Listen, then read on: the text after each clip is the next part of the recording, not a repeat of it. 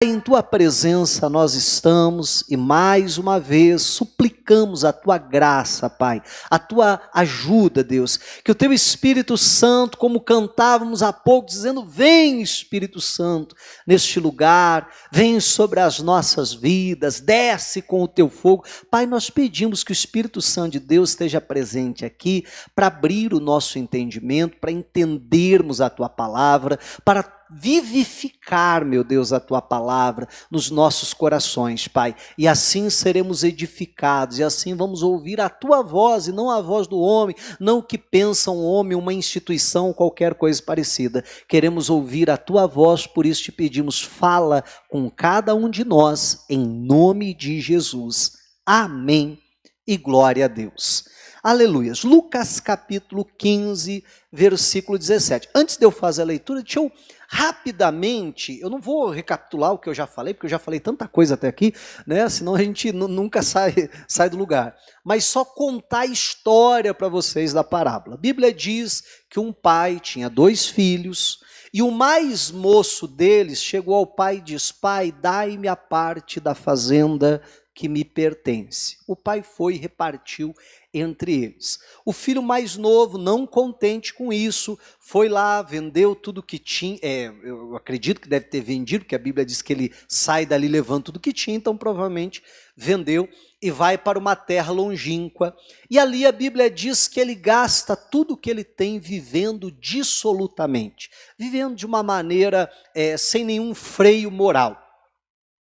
Quando acabou o dinheiro, também acabou os amigos. Num desses domingos nós falávamos sobre isso. Então ele vai até um dos cidadãos daquela cidade para pedir ajuda e tal. Ele diz: olha, a única coisa que tem é você cuidar dos porcos. E ele estava lá cuidando dos porcos. A Bíblia diz que ele desejava comer a comida dos porcos, mas ninguém lhe dava nada. Foi nessa hora que ele cai em si, se lembra da casa do pai e diz: o que eu estou fazendo com a minha vida? E é justamente o que o versículo 17, que é o nosso ponto de partida, narra. Então vamos lá. Lucas 15, 17 diz assim: e caindo em si, disse: quantos trabalhadores de meu pai têm abundância de pão, e eu aqui pereço de fome. Levantar-me-ei e irei ter com meu pai, e dir-lhe-ei: pai, pequei contra o céu e perante ti, já não sou digno de ser chamado teu filho, faze-me como um dos trabalhadores. E levantando-se foi para seu pai, e quando ainda estava longe, viu o seu pai, e se moveu de íntima compaixão, e correndo, lançou-se-lhe ao pescoço e o beijou. E o filho lhe disse: pai, pequei contra o céu e perante ti, e já não sou digno de ser chamado teu filho. Mas o pai disse aos servos: trazei depressa a melhor roupa e vestilho, põe-lhe um anel na mão e sandálias nos pés, e trazei o bezerro cevado e matai-o, e comamos e alegremo-nos, porque este meu filho estava morto e reviveu, tinha se perdido e foi achado, e começaram a alegrar-se. Até aí é suficiente então para nós. Bom, aquele homem, de vez em quando eu acabo chamando de jovem, né? Na verdade, a gente não sabe se era jovem, era o filho mais novo, mas não precisava ser necessariamente jovem. Mas de vez em quando, por força de hábito, do hábito, eu acabo falando jovem, rapaz e tal, mas entenda que era um homem feito já, que era o filho mais novo ali apenas. Mas aquele homem, então, o filho mais novo, quando ele está ali cuidando dos porcos e desejando comer a comida deles, então ele tem um momento de lucidez. A Bíblia diz, foi onde a gente começou lá no versículo 17, e caindo em si. E eu falava num domingo desde atrás, que se ele caiu em si, era porque ele estava fora de si. Não é verdade? E eu explicava que é isso que o pecado ele faz. O pecado ele faz a pessoa ficar fora de si, ele anestesia a consciência da pessoa e ela não se dá por conta o quão afundado no pecado, o quão medíocre é a vida que a pessoa vem levando. Só que graças a Deus que não importa quão fundo a gente esteja no lodo do pecado, não importa quão fundo a gente esteja lá no chiqueiro, meu irmão, nós sempre temos momentos de lucidez. E quem já viveu uma vida enfincada no pecado sabe que aquilo que eu estou falando é verdade. Meu irmão, às vezes a pessoa na frente dos outros, minha vida é assim, eu sou vida louca mesmo, eu faço e acontece, não sei o quê, eu gosto dessa vida assim. Mas, meu irmão, tem aqueles momentos de lucidez que a pessoa para e diz, meu Deus, o que eu estou fazendo com a minha vida? É ou não é verdade? Sempre, e isso é a graça de Deus por nós temos aqueles momentos de lucidez, como esse homem aqui teve. Mas no momento de lucidez dele, que a Bíblia diz que ele caindo em si, ele se lembra da casa do pai, ele consegue perceber, me perdoa a expressão, mas a besteira que ele está fazendo com a vida dele, que ele está jogando a vida dele fora, e ele diz, eu vou voltar para a casa do meu pai. Engraçado que ele está lá no chiqueiro ainda, e ele diz, levantar-me-ei, e irei ter com o meu pai, e dir-lhe-ei, pai, pequei contra o céu e perante ti, já não sou digno, eu não mereço ser chamado teu filho, mas se o senhor me aceitar aqui na sua casa como um trabalhador qualquer, eu estou melhor aqui, não é isso? Do que longe do pai. É melhor eu ser um trabalhador da casa do pai do que tá cuidando desse chiqueiro. Só que o que me chama a atenção e o que faz toda a diferença aqui é que no 18 ele diz, levantar-me-ei e irei. Chega no versículo 20, vamos voltar lá para o 20? Olha só, chega o versículo 20 e diz assim, e levantou-se e foi para seu pai. Meu irmão, de nada adianta a gente ter um momento de lucidez, a gente perceber o nosso pecado, a gente perceber o nosso erro, a gente perceber que estamos no caminho errado, que estamos jogando fora a nossa vida e assim por diante. Não adianta nada a gente dizer, eu vou me levantar, eu vou lá, não, eu vou largar esse pecado.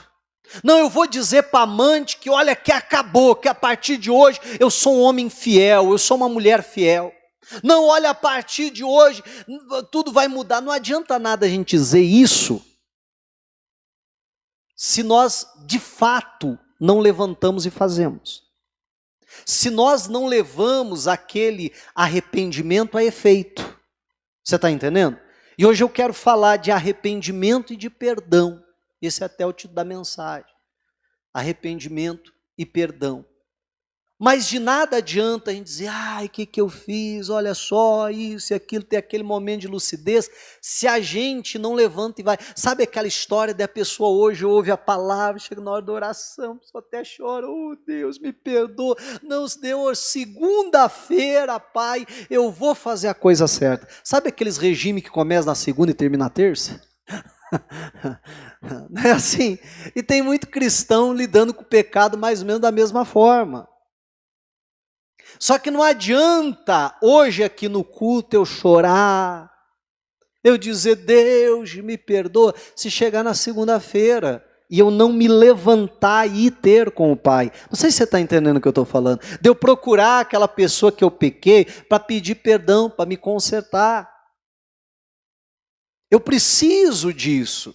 Eu já contei aqui outras ocasiões, você já deve ter me ouvido, eu tinha uns 14 para 15 anos, mais ou menos por ali, e nessa época, mais que eu nasci num lar cristão, mas nessa época eu já estava virado no sarceiro, como diz a turma, né? Já estava cheio de rolo, cheio de coisa errada, envolvido com droga, envolvido com pequenos furtos, envolvido com brigas de gangues assim, né? Ou de turmas, para não chamar de gangue, mas envolvido em muita coisa errada.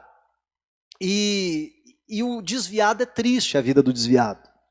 Porque a pessoa que não conhece a palavra, que não teve um encontro com Deus, então ela peca e acha ainda que aquilo é bom, até ela conhecer Jesus, fora esses momentos de lucidez que eu falava há pouco.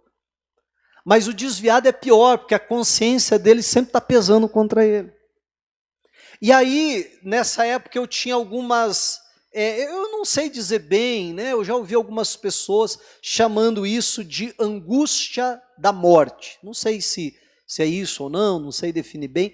Mas eu, algumas vezes, várias noites, várias e várias vezes, de eu deitar a cabeça no travesseiro para dormir à noite e vinha uma angústia tão grande que eu sabia que eu ia morrer. A sensação que eu tinha é que eu iria morrer, que eu não iria passar daquela noite. Então vinha aquela angústia, aquele aperto no peito, aquela coisa ruim de chegar ali a meio que passar mal até com aquilo. E o pior não era o medo de morrer. O pior é que eu tinha certeza que eu ia para o inferno.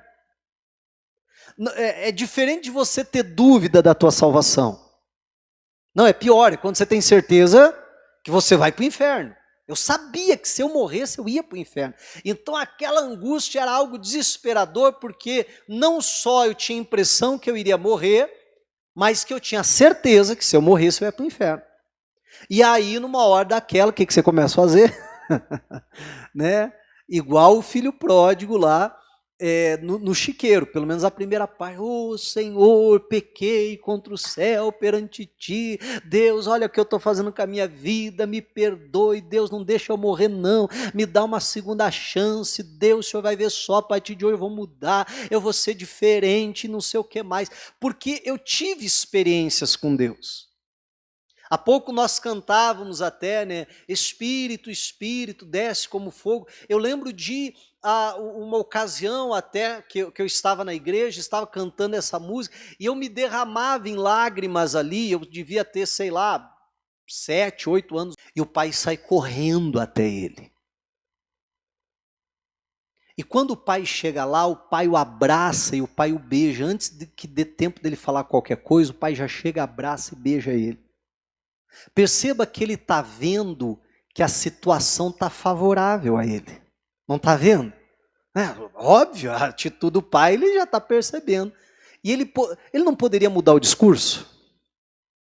Porque lá no chiqueiro ele disse, eu vou lá e vou dizer que eu não mereço ser filho. Que me trate como um trabalhador, para mim é suficiente. Perceba que se ele fosse alguém mau caráter, ao ver aquilo, já ia mudar o discurso. Então, pai, não, eu me arrependo se o senhor me aceitar de volta como filho. Verdade, não é? Não, ele não muda o discurso. Exatamente o que ele falou lá no chiqueiro é o que ele está falando para o pai agora. E entenda que ele estava numa terra longínqua. Foram dias de viagem, gente. Não era um local perto. Naquela época, uma cidade para outra já era dias de viagem. Para a Bíblia classificar como uma terra longínqua, imagine que a viagem deve ter sido bastante grande, sim ou não? Então ele foi todo aquele tempo decidido, eu vou chegar lá, eu vou dizer para o meu pai que eu não mereço. E chegou lá e não mudou o discurso porque parecia que a coisa estava favorável. Não, ele falou, pai, eu não mereço ser tratado como filho. Mas se o Senhor me permitir ficar aqui como um servo qualquer do Senhor, para mim já está bom. É interessante que o pai, ele não responde, ele não diz, meu filho, eu te perdoo. Mas a atitude do pai para com o filho fala tudo. Porque o pai dá ordem para os empregados, agora tira essa roupa velha, põe roupas novas, põe sandálias no pé, põe anel no seu dedo. O anel no dedo, a maioria dos comentaristas bíblicos e estudiosos da cultura daquela época, dizem que era como o sinete ali, como um anel de família, que representava então a família. Que ao colocar aquele anel, o pai estava dizendo, não, você é da família, você faz parte da família.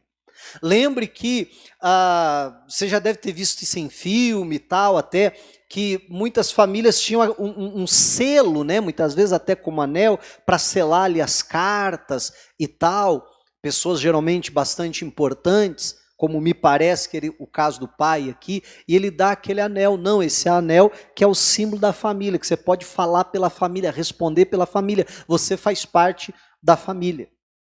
E o pai então o recebe daquela forma. E hoje eu quero falar, né, já estou falando, mas eu quero falar de 3 coisas.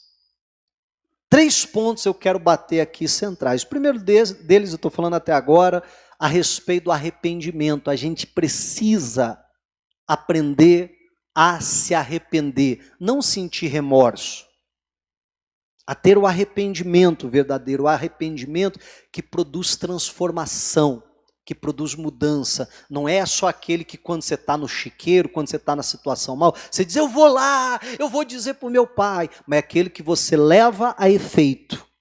Amém, igreja? Aquilo que você se propôs a fazer. E foi o que esse filho fez. Só que a segunda coisa que eu quero falar hoje também é a respeito do perdão. Porque o pai estava disposto a perdoar. E nós precisamos dessas 2 coisas. Precisamos de uma terceira que eu já vou falar daqui a pouco, mas por enquanto, vamos por partes. Precisamos dessas 2 coisas. Por um lado, nos arrependermos de verdade. E não adianta só eu dizer, Deus me perdoe porque eu pequei. Tá bom, mas eu pequei contra Deus, então eu tenho que pedir perdão para Ele, mas ferindo alguém, machucando alguém. Então, não é só eu ir lá e dizer, Deus me perdoa, porque tem gente que com o seu pecado arrebenta a vida dos outros. Destrói com o coração de alguém. Destrói com a confiança que alguém tinha. Com o amor que alguém depositou na vida daquela pessoa e arrebenta com o coração de alguém. E aí vai vivendo a sua vida, um belo dia a pessoa se arrepende, oh Deus me perdoe. Só acabou? Não, Deus, Senhor me perdoe e tal. Não, eu preciso ir lá. Amém? Se a pessoa vai me perdoar ou não é outra história. Mas eu preciso ir lá e me humilhar e dizer, olha, eu pequei contra você. Eu fiz isso, eu fiz aquilo, eu fiz aquele outro, a gente já vai chegar nesse ponto, mas foi isso que eu fiz contra você. E olha, se eu tivesse como reparar isso, eu repararia. Mas infelizmente eu não tenho como reparar isso. Então eu lhe peço perdão. E é o que ele está fazendo. Mas por outro lado, nós precisamos também aprender a perdoar. Por quê? Eu gosto sempre de falar isso. Em primeiro lugar, nós somos pessoas imperfeitas. Tem alguém perfeito aqui? Não, ninguém? Então nós somos pessoas imperfeitas. Vivemos rodeados de pessoas imperfeitas. Sim ou não? Vivemos num mundo imperfeito. Qual que é a consciência disso? A consequência, melhor dizendo, disso. A consequência disso é que ora nós vamos ferir pessoas e aí precisamos nos arrepender e consertar, e ora nós seremos feridos pelas pessoas. E aí precisamos aprender a perdoar. Amém? Se nós somos imperfeitos, rodeados de pessoas imperfeitas, num mundo imperfeito, se a gente não souber se arrepender e pedir perdão, e não souber também liberar o perdão, perdoar, meu irmão, nós estamos fadados a morrer sozinho. Não sei se você entende o que eu quero falar, né? A destruir todos os relacionamentos que a gente vai ter ao longo da vida. E infelizmente tem muita gente que acaba assim, ou não? Porque a pessoa, ora não sabe pedir perdão, ou ora não sabe perdoar. E nós precisamos tanto de um quanto de outro. Se a gente for um pouquinho à frente, a gente está em Lucas 15, se a gente for em Lucas 17, versículo de número 3, Jesus fala aqui algo muito importante. E eu peço a Deus que você entenda o que eu quero trazer hoje.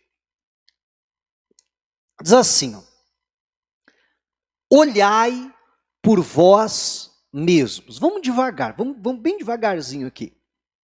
Jesus vai tratar a respeito do perdão, como nós já vamos ver na sequência. Quando Jesus vai tratar a respeito do perdão, ele diz assim, olhe por você mesmo. Uma das poucas vezes que a Bíblia, né, fala a respeito disso. Geralmente pede para olhar para o outro, para pensar no outro e assim por diante. Não. No que diz respeito ao perdão, você tem que pensar em você. Por quê? Porque alguém me fere e eu fiquei magoado. E aí é muito comum a gente ouvir assim, aí alguém chega e diz, olha, você precisa perdoar fulano. Aí eu digo assim, fulano não merece ser perdoado. Porque eu estou olhando para ele e dizendo, ele não merece. Mas no que diz respeito ao perdão, o que Jesus diz? Olhai por vós mesmos. No que diz respeito ao perdão, eu deveria dizer assim, ainda que ele não mereça, eu mereço perdoá-lo. Você está entendendo a diferença? Porque eu é que vou me beneficiar do perdão que eu vou liberar. Mas vamos em frente. E se o teu irmão pecar contra ti, o que você faz? Repreende-o. Uma coisa importante que às vezes a gente ignora. Vamos supor que alguém pecou contra mim. O irmão Evandro pecou contra mim, fez algo que me feriu, me entristeceu e tal, fiquei chateado, triste. Aí muitas vezes o que eu faço? Eu não falo nada para ele, eu só me afasto. Não quero nem saber. E ele sequer sabe o que foi que me feriu. Você está entendendo? Isso não acontece muito? Então eu preciso chegar lá e dizer, e repreendê-lo. Claro que muitas vezes para isso eu preciso ser sábio e deixar a poeira baixar. Amém? Né? Mas chegar lá e falar, irmão, sabe aquele dia assim que você falou isso, que você fez isso para mim? Poxa vida, eu fiquei chateado contigo. Olha, não deveria, mas aquilo entrou no meu coração, aquilo me chateou. Eu queria falar para você que eu fiquei triste contigo, que eu fiquei magoado contigo por causa dessa situação. Porque fazendo assim, eu não estou dando condição para o arrependimento, para o perdão. Mas se eu simplesmente me afasto, não quero nem saber. Aí eu estou andando na rua aqui, estou vendo ele no mesmo na calçada, que eu fingi que não vi, passar lá para o outro lado. Não tem uns crentes assim? Né? E tal, que eu não quero nem conversa com ele, e tal. E aí como é que vai haver o arrependimento, como é que vai haver o conserto, como é que vai haver reconciliação? Você quer ver quem é mestre nisso? Eu acho que eu vou arrumar umas inimigas agora, mas você quer ver quem é mestre nisso? Mulher. É ou não é? Mulher é mestre nesse negócio. O marido, coitado dele, tá lá e ele vê que tem alguma coisa errada. Ele vê que a mulher tá lá braba, quieta, porque mulher quieta é um perigo, né? E aí o marido chega todo sem jeito, diz assim, que foi, bem? Não sei, está quieta, meio esquisita e tal. Ela diz assim, não foi nada. É assim ou não é? Aí, bom, pela resposta ele diz, ih, rapaz, sabe aquele nada que quer dizer tudo? Aí o marido ele insiste assim, não, o que aconteceu? Não foi nada. E se ele insiste um pouco mais, ela ainda diz, porque se você não sabe o que você fez, não é assim? E aí o coitado tem que adivinhar que foi que o abençoado fez. Tá bom, ele tem culpa também, alguma coisa ele fez. Mas o coitado tem que ainda adivinhar, você está entendendo? Não, eu preciso chegar e repreender. Ele diz, não, foi isso. Porque entenda bem, deixa eu voltar ao exemplo aqui. O Evandro fez algo contra mim, fiquei triste com ele. Só que às vezes, entenda bem, eu acho que você vai compreender que o ser humano ele é muito complexo. Então, às vezes, ele fez algo contra mim, mas o que mais me chateou não foi exatamente o que ele fez, mas foi a atitude dele, por exemplo, depois que ele fez. E você sabe que muitas vezes a pessoa fica chateada assim. Vê se você já não ouviu essa conversa. Não, não é nem o que aquela pessoa fez, mas o pior de tudo foi que ela fez e ainda não falou nada. Não é assim? Então o que está me chateando? Perceba que é a segunda situação mais ainda do que a primeira. E se eu não for lá e não repreender e não deixar isso claro, e não falar, ó, irmão, o que mais me feriu, o que mais me chateou, não foi nem o que você fez, mas foi isso, ou foi aquilo, ou foi sei lá o quê. Porque o que me chateia não é necessariamente o que te chateia. O que me fere não é necessariamente o que te fere. Sim ou não?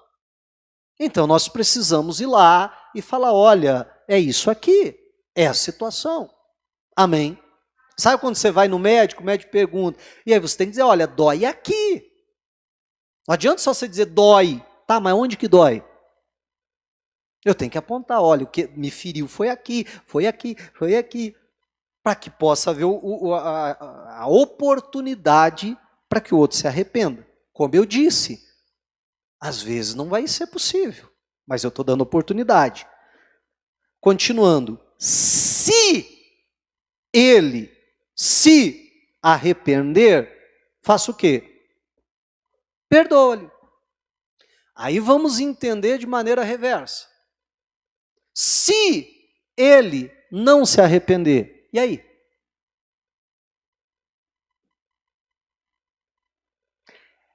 Gente, eu quero falar algo aqui, explicar algo.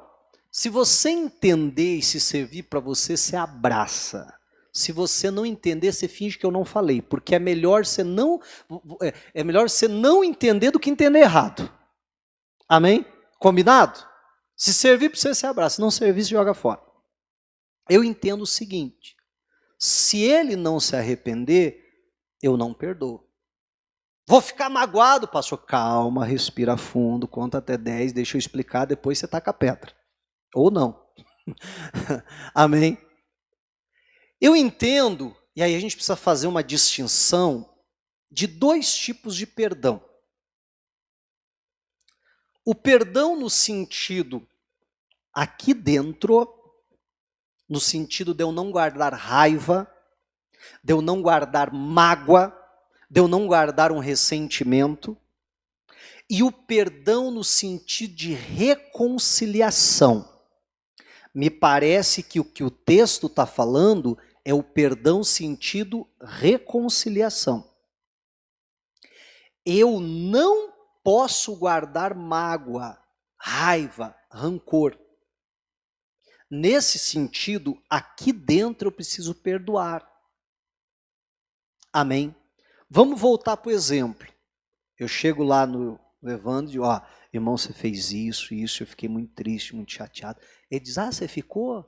Se eu soubesse, tinha feito mais, seu miserável, porque eu queria mesmo que você ficasse bravo. Você está entendendo? Como é que eu vou perdoá-lo, gente? Eu preciso perdoar aqui. Porque nesse sentido, eu preciso aprender a perdoar quem nunca vai me pedir perdão. Ficar em paz aqui dentro. Falar, então tá bom, então beleza, me desculpe. Tem como a gente ter comunhão? Não tem. Não tem como a gente ter comunhão. O que vai ser necessário? A gente se afastar. Não andarão dois juntos se não houver acordo entre eles? O cara quer me ferir, o cara falou, foi pouco, devia ter feito mais, seu miserável. Então, opa, já sei com quem eu não posso andar, não é verdade? Agora, aqui dentro, eu não posso ter raiva dele. Alguém vem falar assim, sabe meu Evandro? Sei e tal. Sei. O que ele fez, aquele miserável? Aí eu estou com um problema de coração. Agora, o arrependimento no sentido de reconciliação, eu só vou poder dar no dia que ele se arrepender. Se passar um dia, 2, 3, uma semana, um mês, um ano, 10 anos, 50 anos, e um dia ele vier e falar assim, pastor, aquele dia lá, Luciano, aquele dia lá aconteceu isso, você até falou comigo, eu estava chateado, estava com raiva e tal, mas eu me arrependi, 50 anos depois agora, eu me arrependi, você me perdoa? Eu vou dizer, te perdoo, vem cá, me dá um abraço, a gente vai voltar a ter a mesma amizade, mesmo relacionamento que a gente tinha antes. Você está entendendo? Mas esse perdão no sentido de reconciliação somente quando há arrependimento. Se não há arrependimento, não perdoa. Mas a coisa complica mais, olha só. E se pecar contra ti 7 vezes no dia, e 7 vezes no dia vier ter contigo, dizendo, arrependo-me, o que eu tenho que fazer? Perdoa-lhe. Ô pastor, o senhor está invocado. Mas vamos lá. E se ele pecar 7 vezes contra mim, e vier até mim 6 vezes, e dizer, eu estou arrependido, você me perdoa? Quantas vezes eu posso perdoá-lo? 6 vezes. Mas pastor, ele pecou 7. Pois é, mas ele só se arrependeu de 6. Entenda, aqui dentro eu não vou ter mágoa, ódio, rancor, qualquer outra coisa. Porque eu não posso usar eufemismo, né? Que tem gente que tem mágoa e começa a usar eufemismo. Não, não é uma mágoa, é um ressentimentozinho, é uma tristeza. E acha que mudando o nome, a coisa fica mais bonitinha. Não, é mágoa. Amém? Então, isso eu não posso ter. Mas se ele não se arrependeu, como eu posso perdoá-lo? Jesus está dizendo, se ele vier 7, ele pecou 7, e ele vier 7 vezes, me arrependo, então você perdoa as 7 vezes. E por que isso é importante que eu estou batendo nessa tecla? Porque eu dizia que a gente precisa aprender a se arrepender e pedir perdão, e precisamos, do outro lado, aprender a perdoar. Então, diante disso, se eu vou lá e eu pequei, agora vamos trocar. Eu é que pequei contra ele. E aí eu fiz um monte de coisa. Mas a pior delas é essa aqui. Essa aqui eu não tenho nem coragem de falar para ele que eu fiz, porque essa aqui ele não ficou sabendo. Ele ficou sabendo dessa aqui, dessa não. Então eu chego lá e digo, ô irmão, me perdoa que eu fiz isso contra você, que eu fiz aquilo, que eu fiz isso aqui, fiz essa aqui eu não falo. Você me perdoa? Ele diz, não, eu te perdoo, está perdoado. Estou perdoado? Dessas sim. Que eu confessei, que eu me arrependi, que eu pedi perdão. E essa aqui que eu não confessei? Você está entendendo em nome de Jesus? Isso não acontece muito? Sabe aquela história da pessoa que ela chega para você e diz assim, então eu queria confessar que eu roubei uma corda. Só que ele não conta que na ponta da corda tinha uma vaca. Você está entendendo? Aí da vaca ele não fala nada, ele fala só da corda.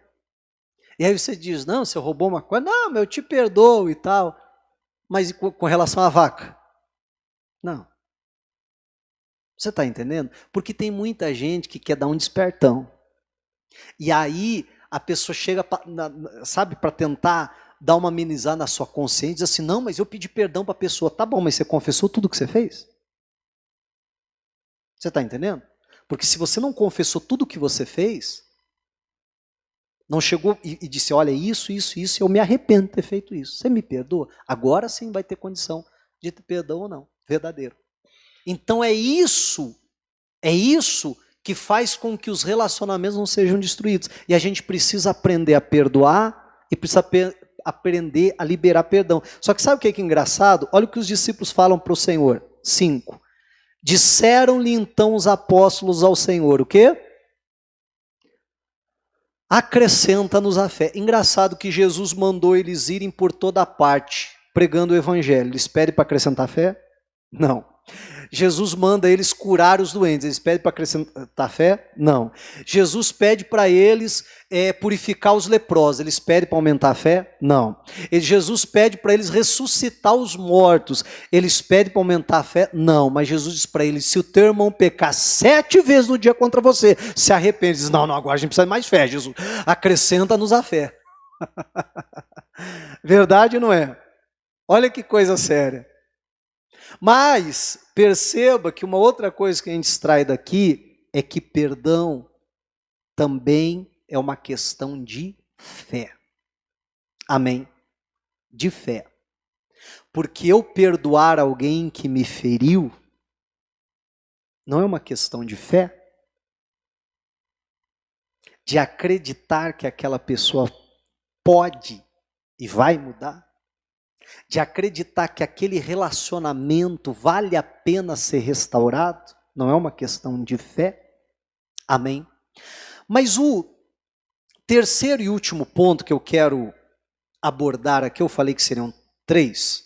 O primeiro, a gente precisa aprender a se arrepender. Segundo, a gente precisa aprender a perdoar.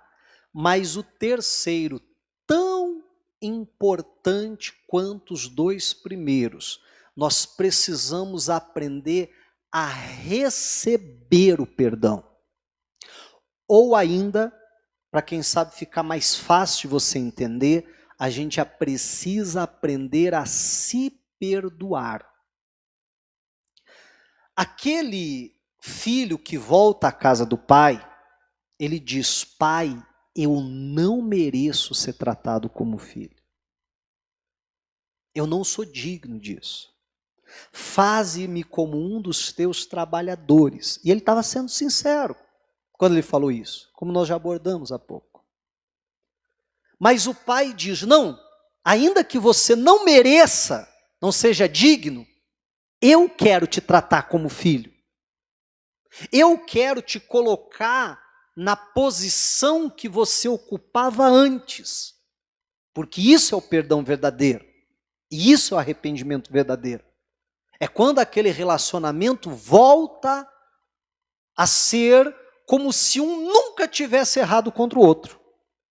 Amém? Aquela é a restauração verdadeira. E o pai diz: não, você não é um filho inferior, você não é um servo, não, você é filho. Você vai voltar na posição que você estava no dia que você deixou a minha casa, que você foi embora. Você fez a bobagem que você fez. Amém? E aí, agora fique imaginando a cena. Aí os servos estão lá tirando a roupa dele, colocando roupa nova, e ele diz: pai, eu pequei contra o céu perante ti, não sou digno de ser chamado teu filho, mas faze como um dos teus trabalhadores. E aí põe anel, põe sandália, tal, leva ele para casa, faz festa, no meio da festa, todo mundo comemorando, ele vai para o pai: pai, eu pequei contra ti, não sou digno de ser chamado teu filho, mas faze como um dos teus trabalhadores. O pai diz: tá bom, meu filho, eu já entendi, eu quero te tratar como filho. Aí daqui a pouco ele diz: pai, chega de manhã, vamos tomar café. Ele chega: pai, eu quero te pedir perdão, porque eu não sou digno de ser chamado teu filho. Senta na mesa para almoçar: pai, eu não sou digno. Meu Deus, quem que merece um negócio desse? Mas quantos fazem exatamente isso com relação a Deus? Cometeu um pecado, cometeu um erro, às vezes caiu. E aí a pessoa se arrepende, pede perdão a Deus. E quando nós confessamos os nossos pecados a Deus, quando nos arrependemos de verdade e confessamos, Deus nos perdoa. Não precisa abrir, eu só vou colocar aqui rapidinho para você, você até deve conhecer o versículo, 1 de João, capítulo 1, versículo 9. Olha só. Se confessarmos os nossos pecados, o que acontece? Ele, quem que é o ele aqui? É Deus. Ele é fiel e justo para fazer o quê? Para nos perdoar os pecados e nos purificar de toda injustiça. Se eu me arrependo, confesso o meu pecado hoje, amanhã eu me arrependo de novo, confesso o mesmo pecado. Entenda, não é que eu pequei de novo, é o mesmo que eu já tinha feito. Eu não estou crendo que Deus é fiel e justo. Não é isso? Porque se eu creio que Ele é fiel e justo, acabou. Eu não merecia ser tratado como filho, mas o pai quer me tratar como filho, acabou, sou filho.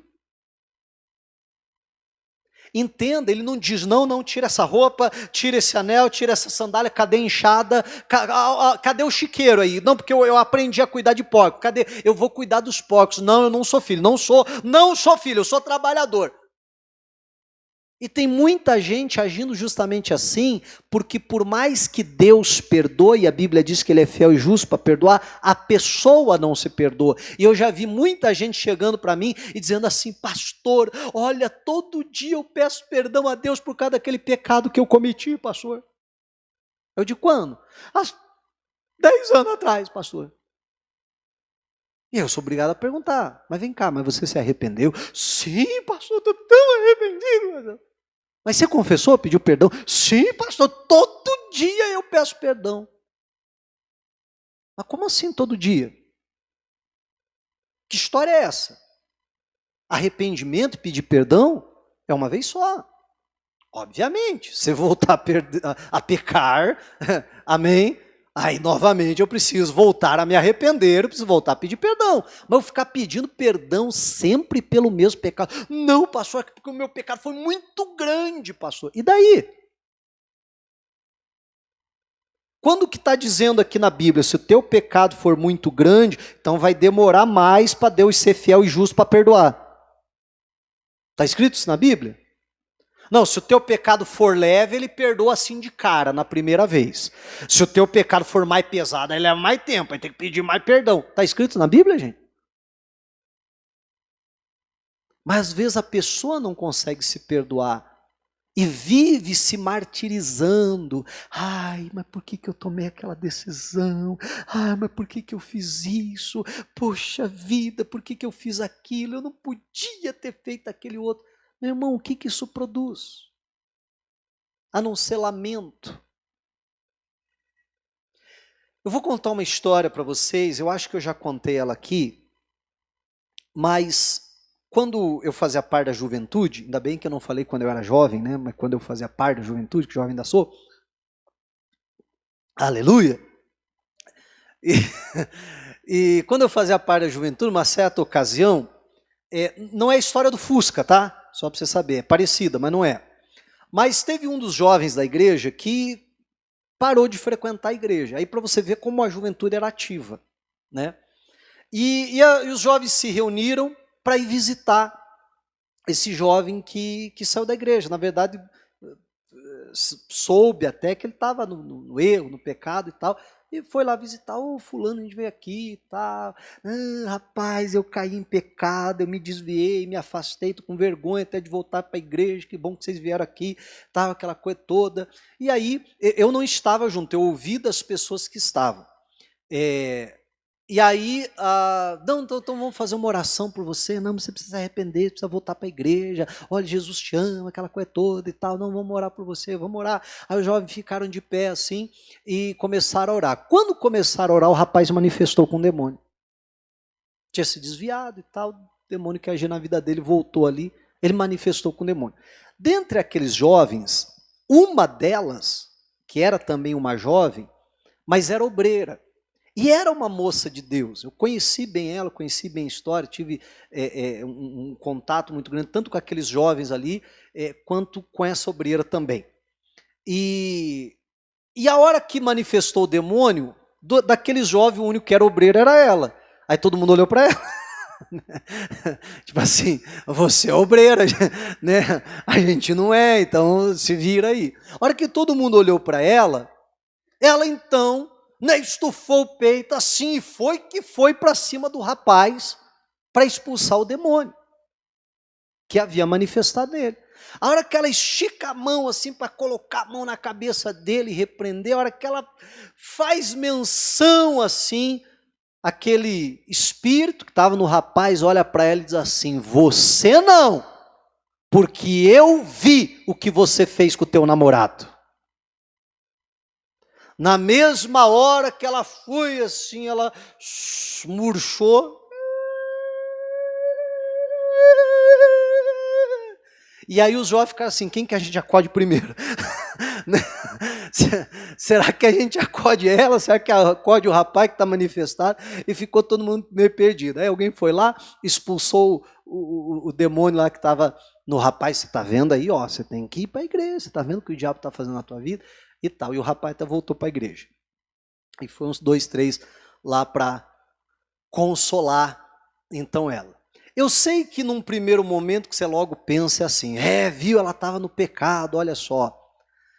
Mas aí é que está. Aquela obreira, ela não estava em pecado. Eu posso dizer que ela era uma mulher de Deus. Foi usada muitas vezes para me abençoar até. me dá umas broncas de vez em quando e tudo mais. Mas o que o demônio estava se referindo, e aí ela falou e tal, e se abriu ali até para ser ajudada, é que alguns dias antes dela se converter, ela tinha lá um namoradinho e tal, era pessoa do mundo, mas alguns dias antes dela se converter, coisa de uma semana, no máximo 10 dias antes dela se converter, ela se entregou para o rapaz. Teve relação sexual com ele. Pouco tempo depois, poucos dias depois, ela se converteu. Se arrependeu e tal, o rapaz não queria saber de Jesus, terminaram o namoro, e ela ficou firme com Jesus ali, foi indo, tal, se tornou uma obreira, estava lá. Mas ela nunca havia se perdoado. Amém? Eu te pergunto, ela se arrependeu, ela pediu perdão a Deus, Deus a perdoou? Sim. Mas ela se perdoou? Não. E perceba que, ainda que Deus nos perdoe, se eu não me perdoo, esse perdão não é levado a efeito. Entende isso? Porque vamos voltar à história do filho aqui. O pai diz: não, meu filho, você é filho, eu te perdoo. Não, toma aqui. Eu vou, cadê o chiqueiro? Eu vou cuidar dos porcos. Adiantaria alguma coisa o pai ter perdoado ele? Se ele continuaria sem receber o perdão? Você está entendendo?